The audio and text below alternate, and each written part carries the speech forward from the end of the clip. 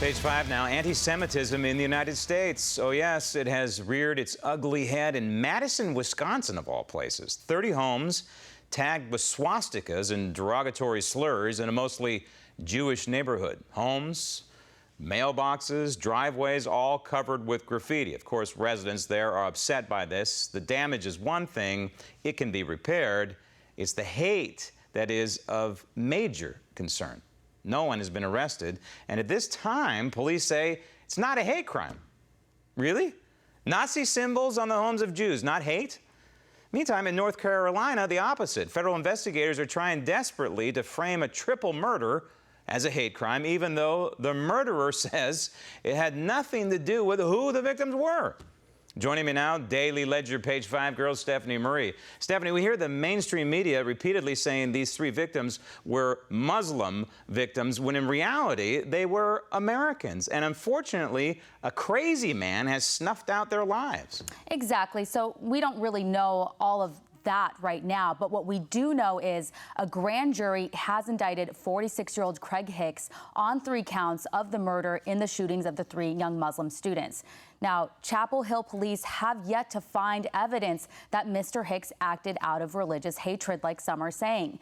So police say that Hicks carried out the shootings as a result of a parking lot dispute, and police have not ruled out the possibility that the killings may have been motivated by religious hatred. But it's too early to say. So the News and Observer talked to people living in the Finley Forest neighborhood where the deadly shooting happened, and one woman described Hicks as an aggressive man that many felt uncomfortable being around. There were just a lot of instances of him getting people's cars towed and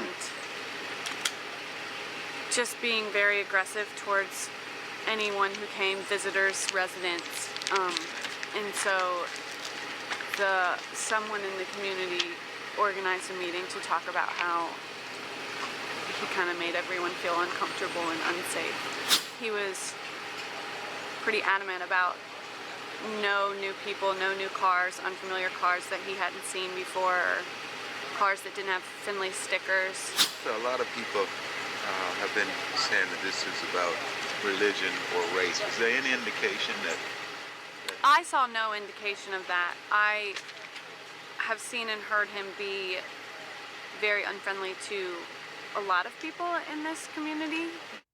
Now, the attorney representing the Hicks family issued a statement saying there had been a dispute with the Homeowners Association over parking and that they had an ongoing issue over parking space. So he said what happened had nothing to do with the religious faith of the victims. He said it was an issue of Hicks being frustrated day in and day out, and unfortunately, these victims were there at the wrong time at the wrong place. So he's a whack job. He's a crazy man who treated everyone equally poorly. Yet we have these people trying to jam a square peg into a round hole. What else do we know about this crazy guy? Well, we know that he's an atheist, and according to his Facebook, he's a MSNBC's Rachel Maddow fan, and apparently he hated all religions. He would constantly post things on Facebook, anti-religion remarks, but he never specifically said anything about Muslims. So he's a left-wing kook, and we have the mainstream media trying to paint it, as something else, as it was an attack on Muslims,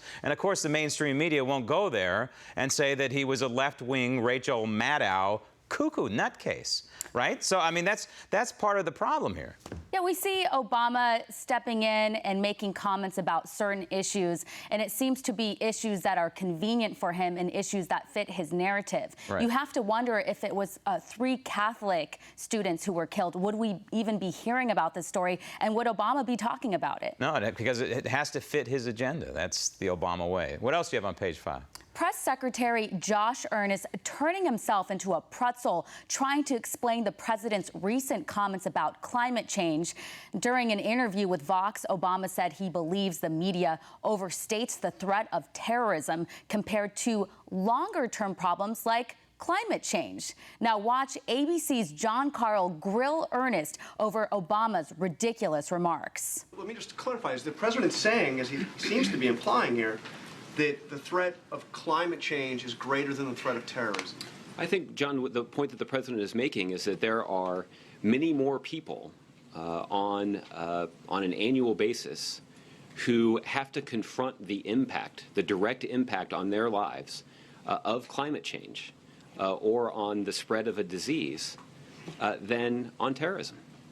So the answer is yes, the president thinks that climate change is a greater threat than terrorism. I think the point that the president is making is that when you're talking about the direct daily impact of these kinds of challenges on the daily lives of Americans, particularly Americans living in this country, that direct impact is more, that more people are directly affected by those things than by terrorism. So climate change is more of a clear and present danger to the United States than terrorism. Well, I think even the Department of Defense has spoken to the significant threat that climate change poses to our national security interests.